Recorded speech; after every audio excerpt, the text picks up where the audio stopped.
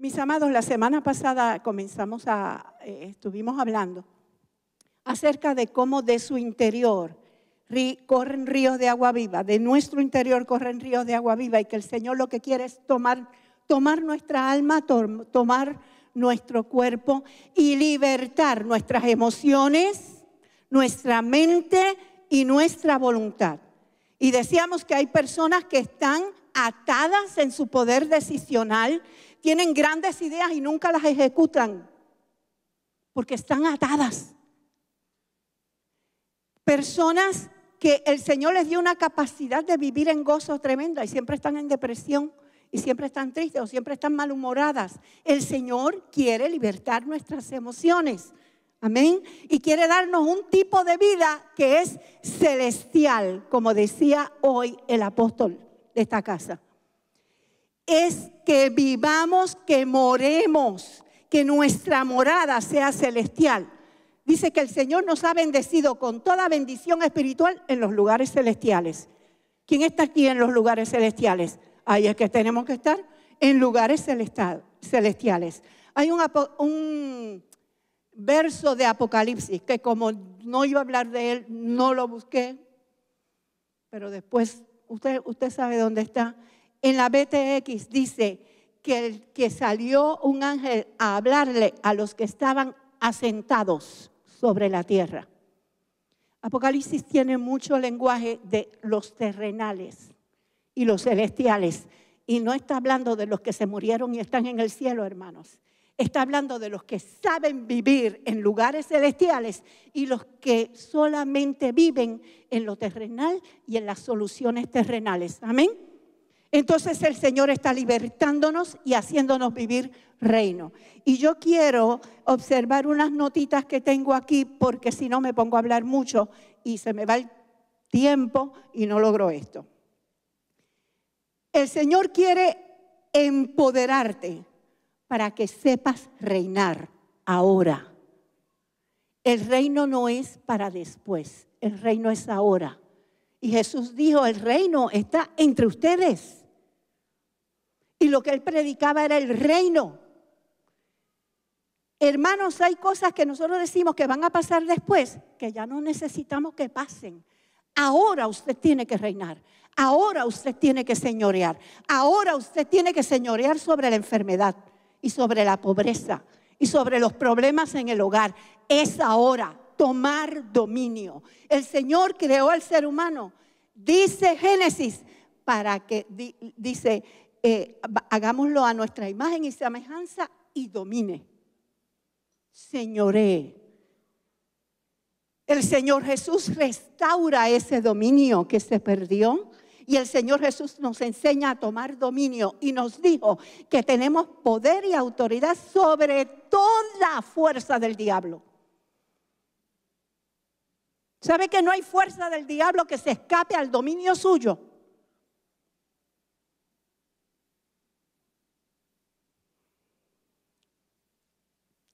Así que nosotros estábamos diciendo la semana pasada que el Señor, para lograr que de nuestro interior salga ese río de agua viva que va a arropar nuestra vida y nos va a alinear a vivir vida de reino, nosotros necesitamos primero convertirnos, porque esto no es para los inconversos, esto es para los que han conocido al Señor, para los hijos y las hijas, para los que le han entregado su vida al Señor y ya se convirtieron en hijos.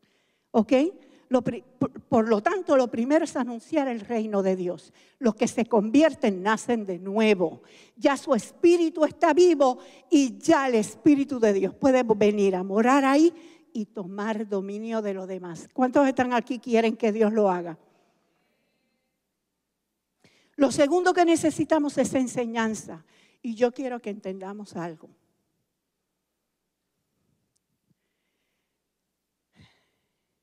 El Señor Jesús dijo, vayan y hagan discípulos,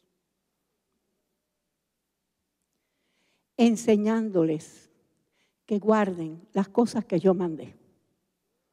Eso dicho en español puertorriqueño es enseñándoles a vivir y a obedecer lo que yo les dije. no es aprendiendo mucho, no es conociendo mucha Biblia. Yo quiero decir, aquí en esta congregación hay grupos de enseñanza. Los grupos de enseñanza no son para discutir teología, son para enseñar a vivir. Escuche esto.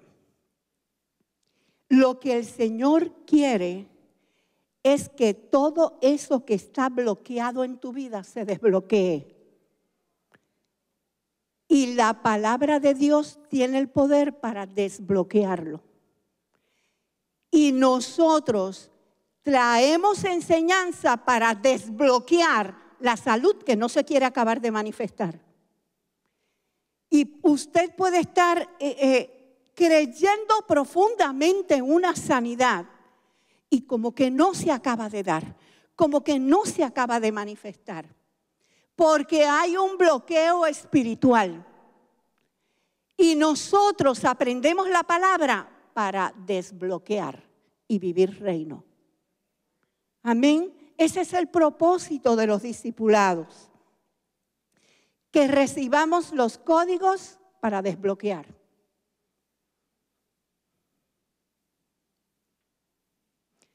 El Señor nos da estrategias brillantes para vencer al enemigo.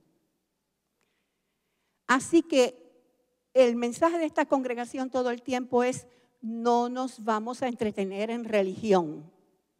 No nos vamos a entretener en medir cuánto va la iglesia, en cuántos equipos están, cuán líder es. Mire, eso es, en buen español, brosa. Lo que vale es cuánto reino logras vivir.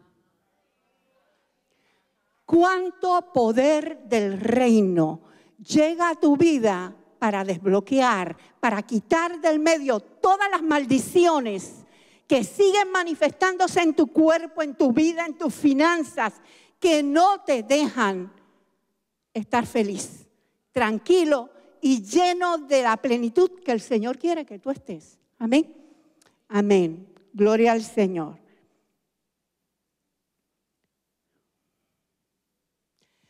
Hay dos áreas que son las áreas del mayor ataque. De verdad, hay muchas situaciones que se enfrentan los discípulos del Señor y uno atendiendo discípulos tiene que enfrentarse a ellos, situaciones familiares, matrimoniales, de tantas formas. Sin embargo, Paul lo decía hoy, no nos pusimos de acuerdo, pero lo estaba diciendo hoy, las dos cosas que más bloquean toda la alegría que nosotros debemos tener en términos de todo lo que el Señor nos ha dado es lo relacionado con la salud y lo relacionado con las finanzas.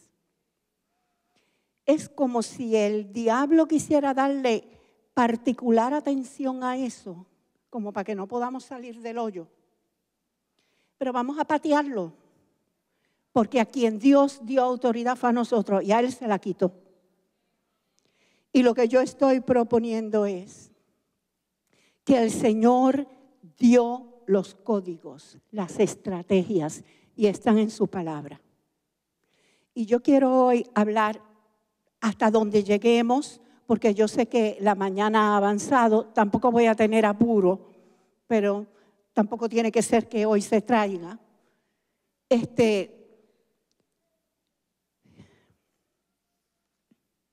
Yo quiero traer códigos que desbloquean nuestras finanzas. Códigos que desbloquean nuestras finanzas. Son muchos. Y realmente, pues vamos a hacer un escogido aquí para empezar a hablar del asunto. Pero yo quiero empezar con esto. Igual que con la enfermedad. Antes de hablar de lo que dice la palabra de esto, tú tienes que entender algo. El Señor ama a los pobres. no quiere la pobreza.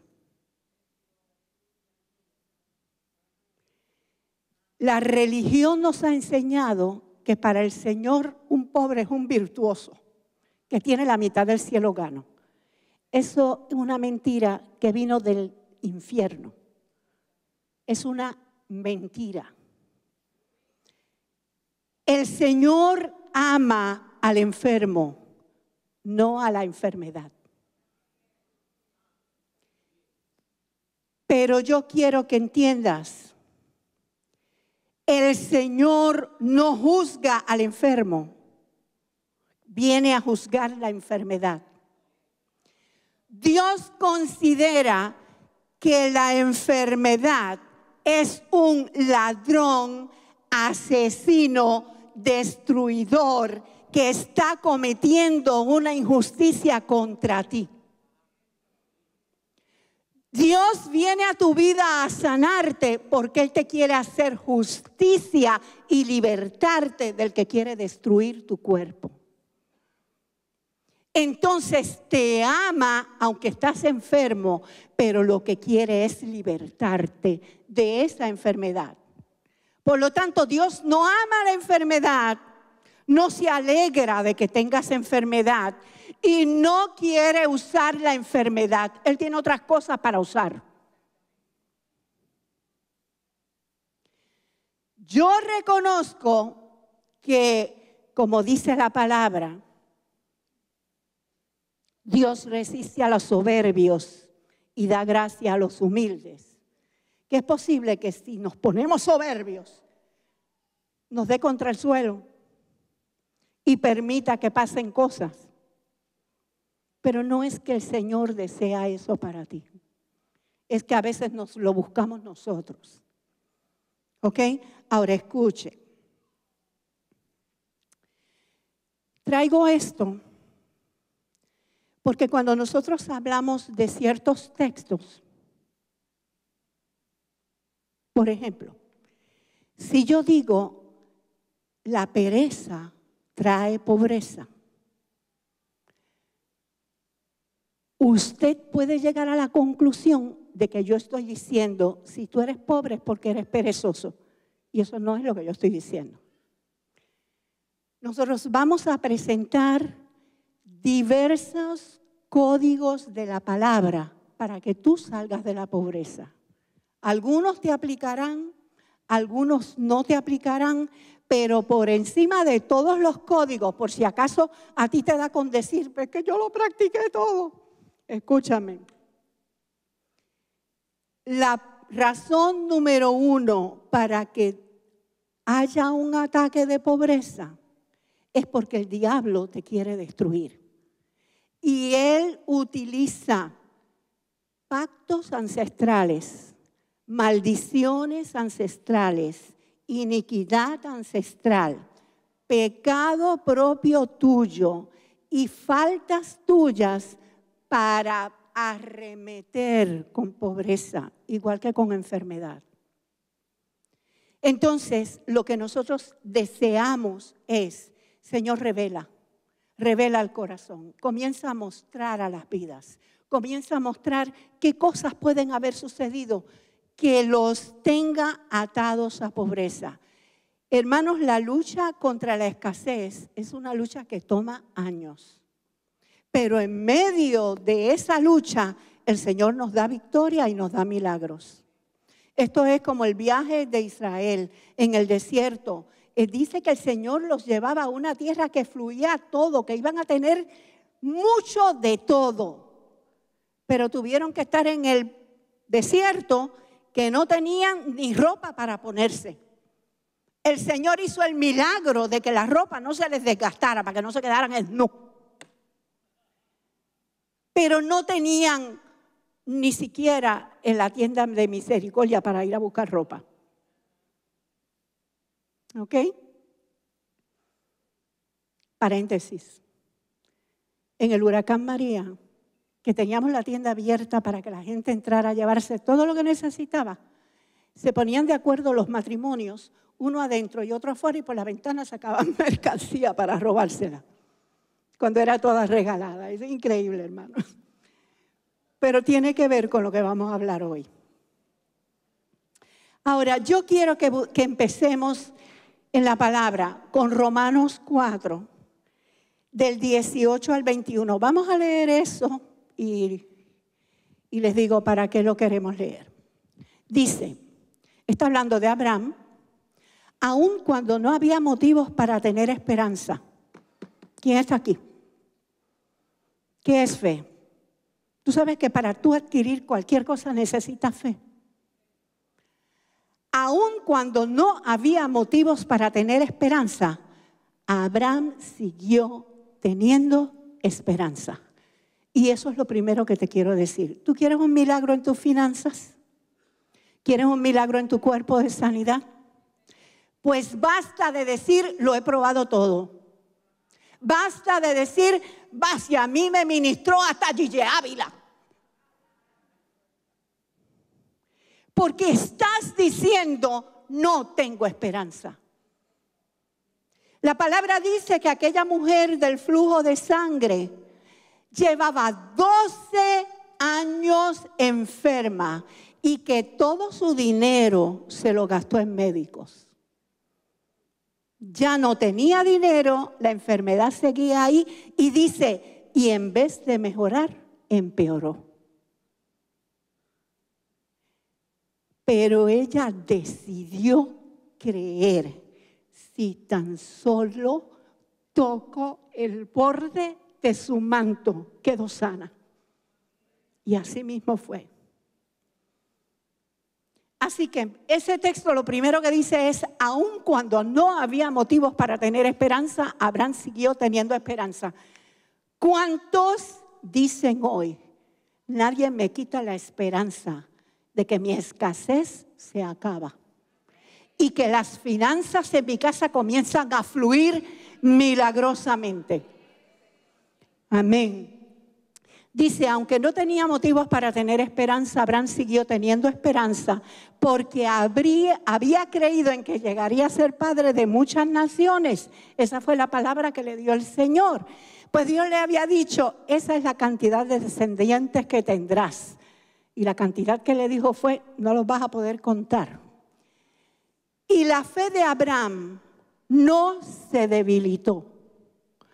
A pesar de que él reconocía que por tener unos nada más 100 años de edad, su cuerpo ya estaba un poco, tú sabes, muy anciano para tener hijos, igual que el vientre de Sara, que era estéril.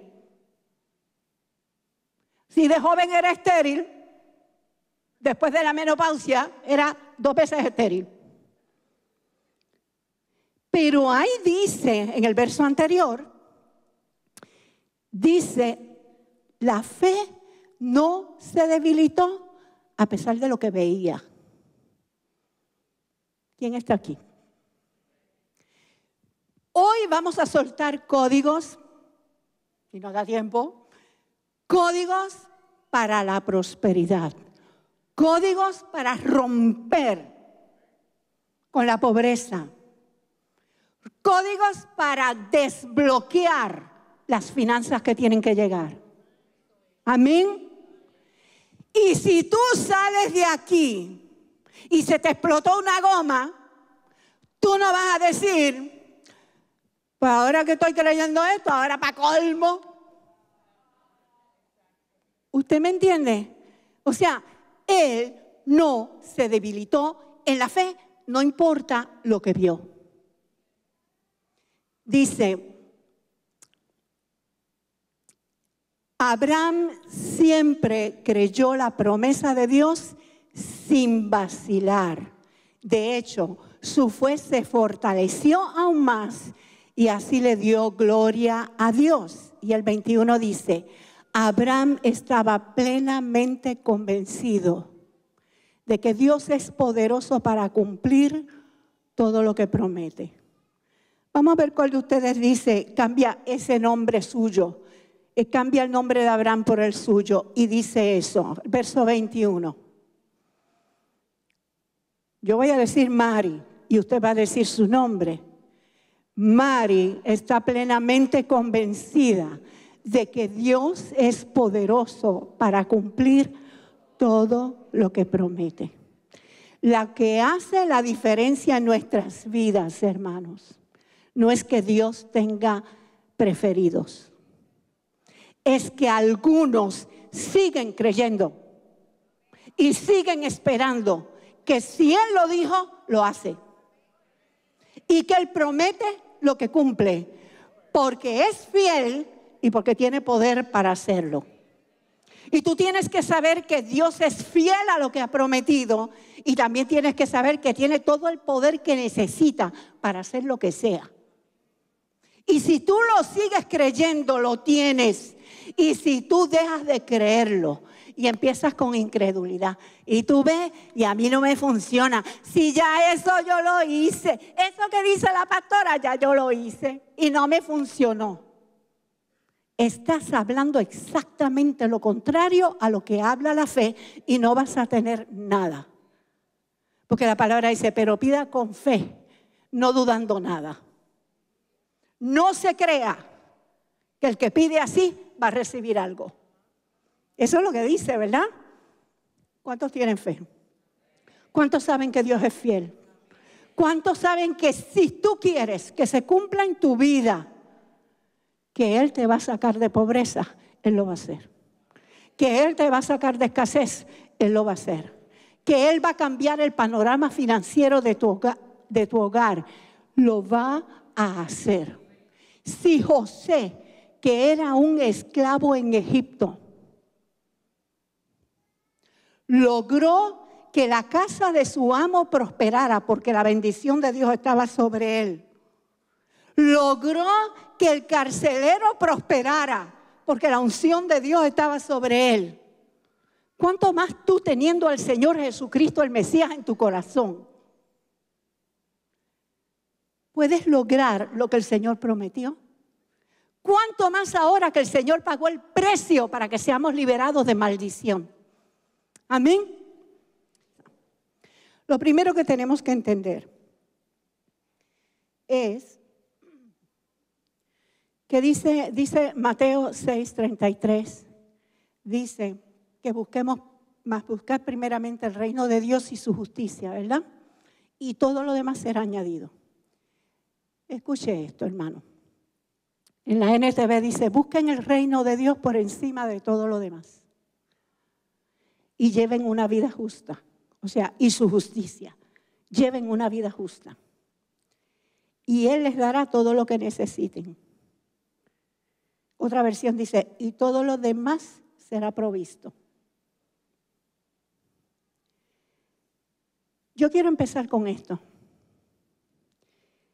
Yo he escuchado a personas diciendo que lo primero para el Señor es la familia.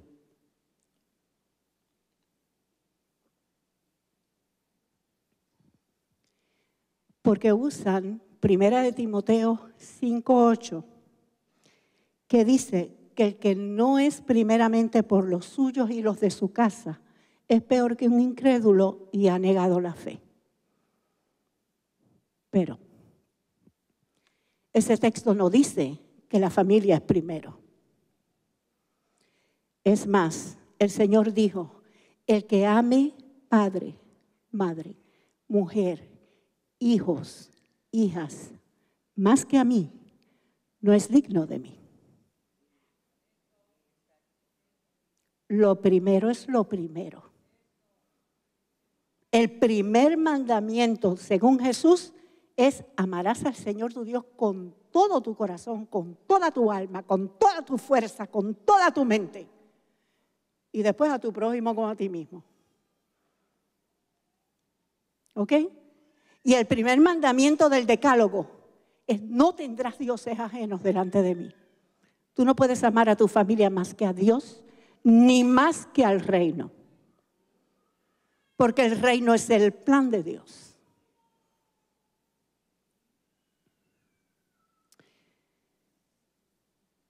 Ahora, ambos textos, bueno, que quede claro, cuando el reino es lo primero en tu vida, tu familia llega a tener en tu corazón el lugar correcto. Eso sí es cierto. Cuando el reino es lo primero en tu vida, tú no eres rescatador de ajenos y descuidado con tu familia. Cuando Dios es lo primero en tu vida y el reino es lo primero en tu vida, lo primero que ordena el Señor en tu vida es tu casa. Amén. Ahora sí lo entendemos, ¿verdad que sí? Muy bien. Cuando el Señor Jesús habla, déjenme buscarlo aquí. Cuando el Señor Jesús dice, busquen primeramente el reino y su justicia. O sea, vivir la justicia que dice el reino. Y todas estas cosas van a ser añadidas. Está hablando de finanzas. Sabe que el verso anterior dice, porque van a estar afanosos, porque qué vestiremos, qué comeremos, que la cosa, que el cheque, que no cobré, que me aumentaron la luz, que se fue la luz y me la cobran. Todas esas cosas que nos ponen ansiosos, que ahora ni luz ni agua, todas esas cosas que nos ponen ansiosos. El Señor dice, no estén afanosos por eso. Si ustedes buscan primero el reino, todo eso va a ser añadido. Entonces está dando un código.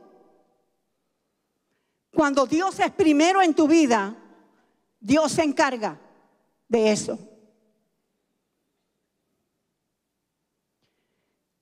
Dios se encarga de resolver.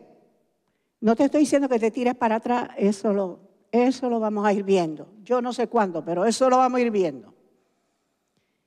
Cuando usted le da para atrás a ese texto, dice, por tanto no se afanen por su vida, que comeremos, que vestiremos, que miren los lirios, que Dios los viste más lindos que ustedes. Dios se encarga. Cuando tú le das, ese es el verso 25 de Mateo 6, cuando le das para atrás al 24, dice, ninguno puede servir a dos señores. Tú no puedes servir a Dios y al dinero. ¿Está hablando de dinero o no está hablando de dinero? Cuando el reino es primero, el dinero no es primero. Cuando el Señor es el Dios, el dinero no es el Dios. Códigos para que nuestras finanzas entren en orden. Tú quieres que tu vida financiera entre en orden y salga de escasez, tú no puedes amar al dinero. Vamos más para atrás. Verso 19. No se acumulen tesoros en la tierra, donde la polilla y el comején corrompen, sino acumulados tesoros en el cielo, donde la polilla y el comején no corrompen, porque donde esté su tesoro, allí está su corazón. Ese texto que la religión ha usado para decir, las finanzas de aquí no son importantes, olvídate de guardar dinero, olvídate de tener propiedad, eso es lo que está diciendo. Lo que está diciendo es, ¿dónde tú pones tu tesoro? Escucha, iglesia. ¿Quién tiene oído aquí para oír? Examina tu presupuesto. ¿Cuánto le das al reino? Eso dice dónde está tu tesoro.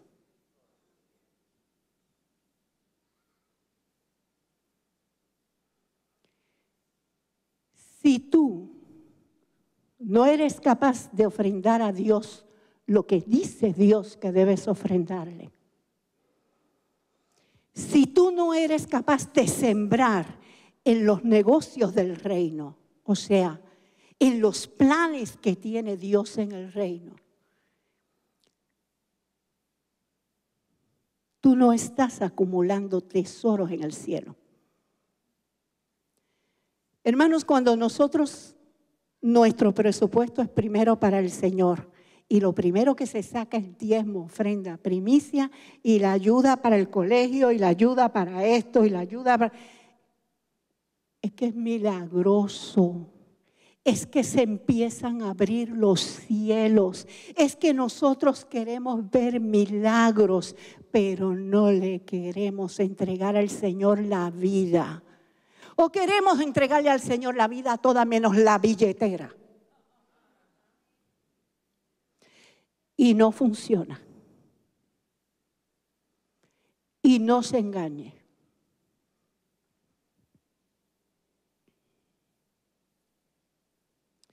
Quiero volver al texto de 1 Timoteo 5:8, porque si alguno no provee para los suyos y mayormente para los de su casa, ha negado la fe, es peor que un incrédulo. Yo quiero que veamos el trasfondo de ese texto. Si vemos en el capítulo 5, verso 4.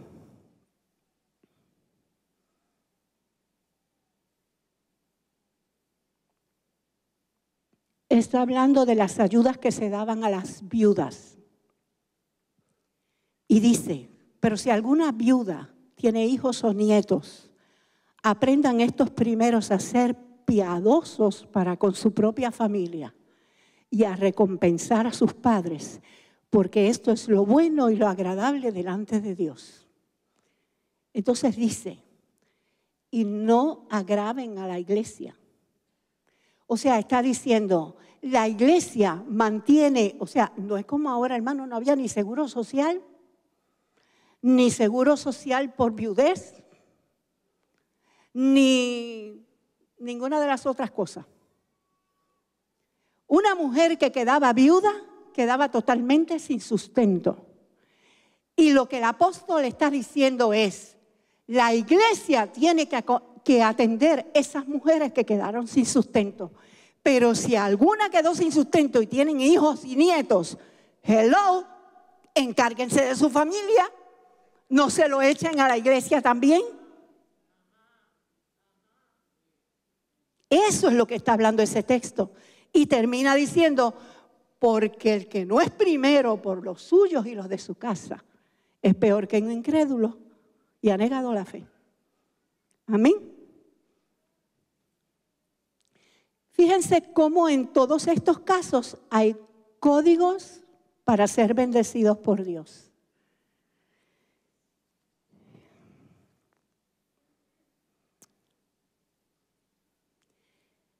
Segundo código que quiero traer. El primero es que lo primero es Dios. El segundo, lo mencionamos ligeramente, no puede haber avaricia. La persona avara vendrá a ruina y a pobreza. Eso es lo que dice la palabra. ¿Qué es un avaro? Hay por lo menos 3 palabras que se traducen avaricia, palabras del griego, pero yo voy a usar una de ellas, porque yo quiero que usted vea esto, qué fácil se ve. Cuando el Señor envió a los apóstoles, les dijo, no lleven ni oro ni plata. Y yo quiero usar ese texto, que eso es Mateo 10, porque quiero que veamos la palabra plata. La palabra plata en griego es argyros.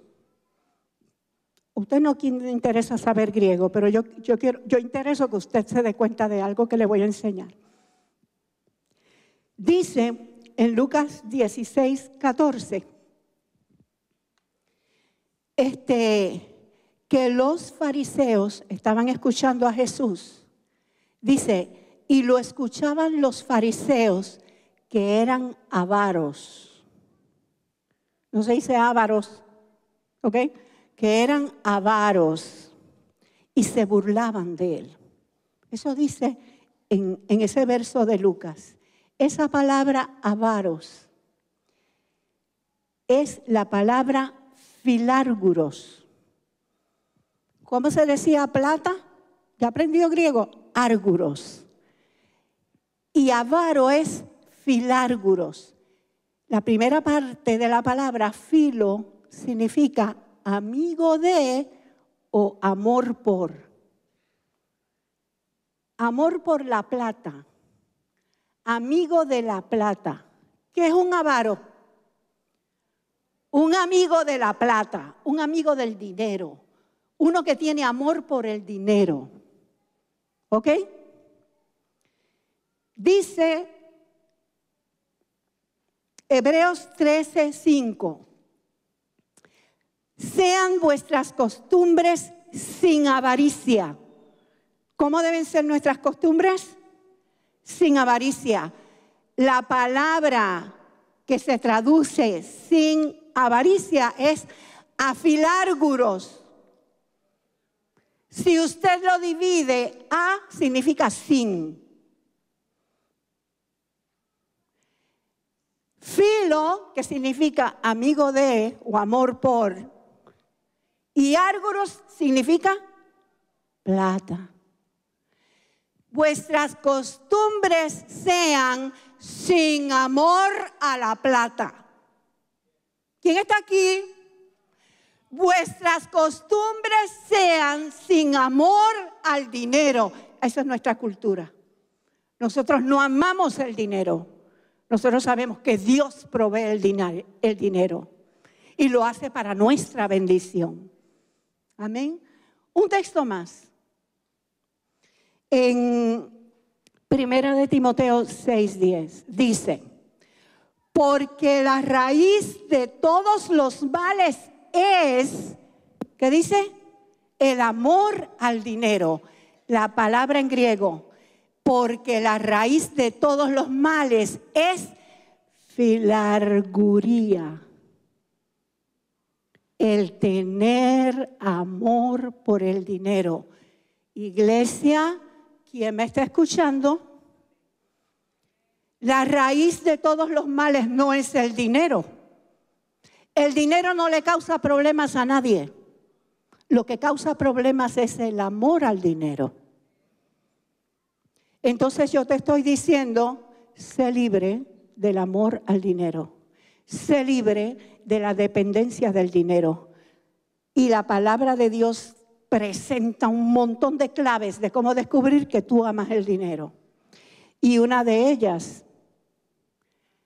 la tacañería. La palabra de Dios dice que el avaro no da.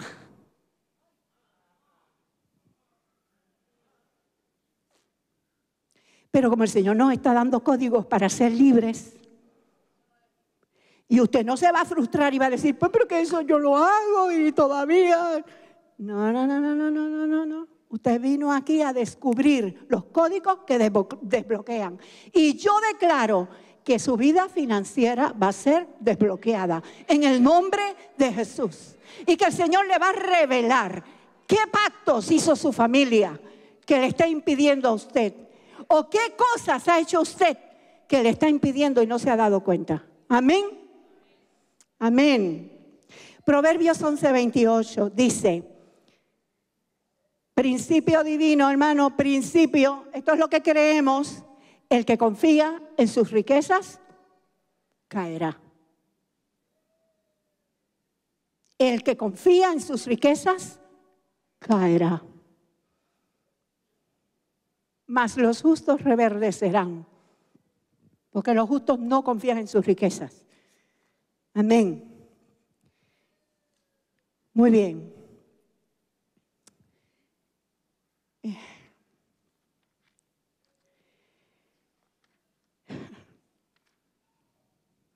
Yo voy a saltar dos de las cosas que tenía, porque quiero traer algo antes de que nos vayamos y con esto cerramos hoy. Y seguimos después. ¿Ok? Dice Efesios 4:28, perdona Wayne el brinco. Efesios 4:28 dice, el que hurtaba, no hurte más. Sino trabaje, haciendo con sus manos lo que es bueno, para que tenga que compartir con el que padece necesidad. O sea, de ladrón a uno que bendice a los demás. Miren cómo Dios nos transforma. Amén. El Señor nos transforma. Nos saca. Pero ¿cuál es la instrucción? Si alguna vez cuando no estabas en Cristo robabas, ya no. no te robas nada.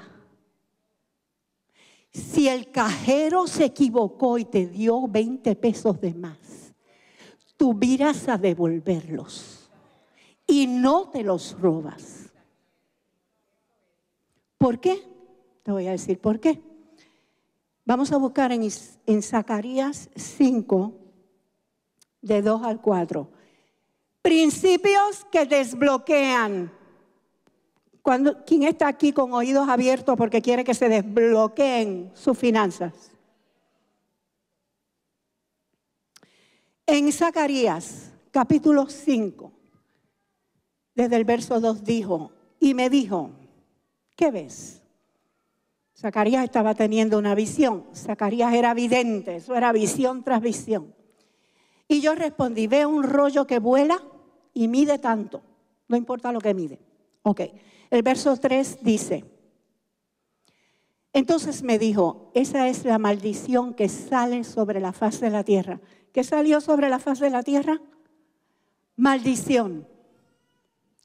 Porque todo aquel que hurta, veo un rollo. Y él le dice, esa es la maldición. Porque todo el que hurta está escrito en un lado del rollo.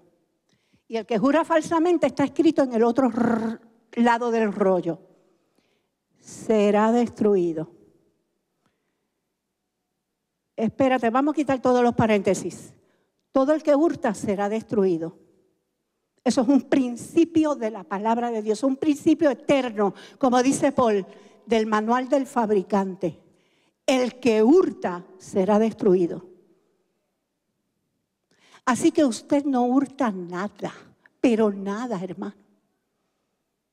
Ni luz, ni internet, ni contribuciones. ¡Ay, que son injustos! Pues que sean injustos ellos, no sea injusto usted.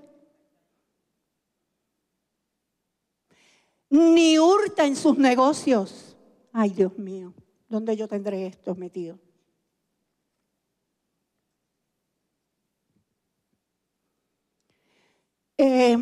Ponme el texto de nuevo. El próximo verso, el 4. Yo la he hecho salir. ¿Qué hizo salir? La maldición. Dice Jehová de los ejércitos, y vendrá a la casa del ladrón y a la casa del que jura falsamente en mi nombre, y permanecerá en medio de su casa y la consumirá con sus maderas y sus piedras. ¿Alguien quiere hurtar? Le advierto que dice el Señor, ya la hice salir. La maldición que va a acabar con la casa del que hurta, ya la hice salir. Ahora vuelvo a arremeter como la semana pasada con los padres. No, a arremeter no, a bendecirlos. Si al niño le dan una asignación y tú se la haces, ¿no lo estás enseñando a robar?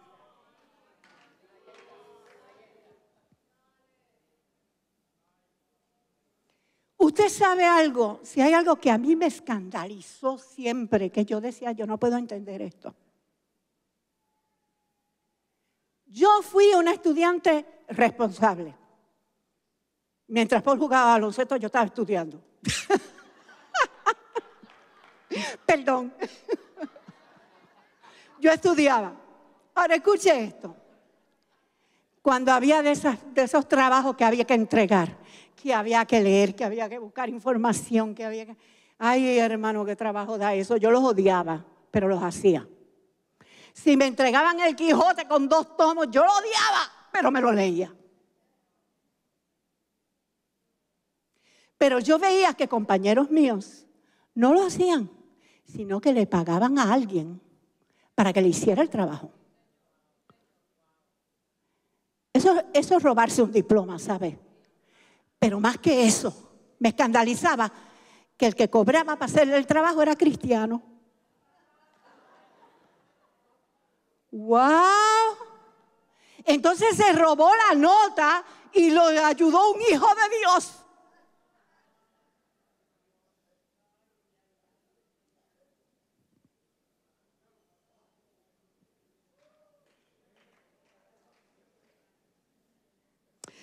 Vamos a buscar en Proverbios 20:10, hablando de robo.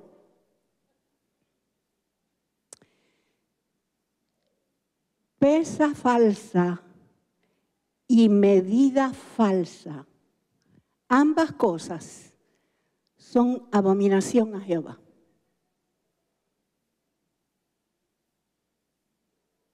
Aplícatelo. Pesa falsa y medida falsa.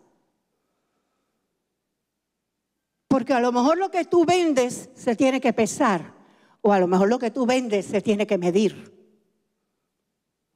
Y pesa falsa y medida falsa, ambas son igualmente abominación al Señor.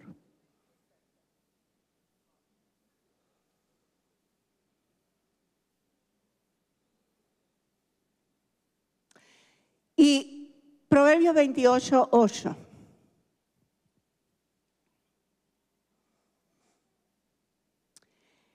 El que aumenta sus riquezas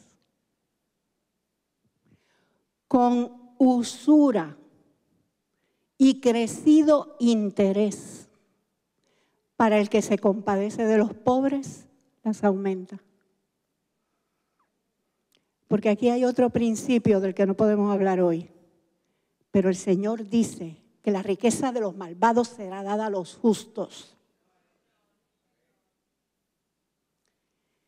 Y ahí dice, el que se quiere enriquecer, pero se quiere enriquecer hinchando los intereses.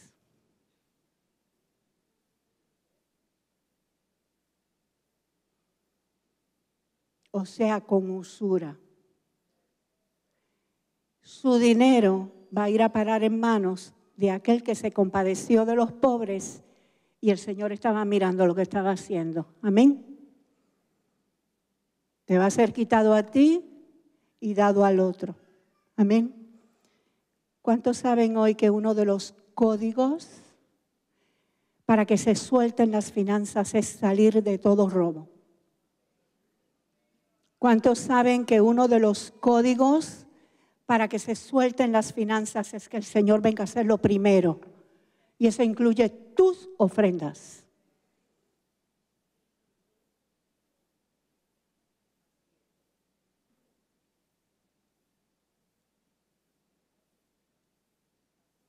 Lo he dicho otras veces y se los digo. Yo tengo que enseñar los códigos.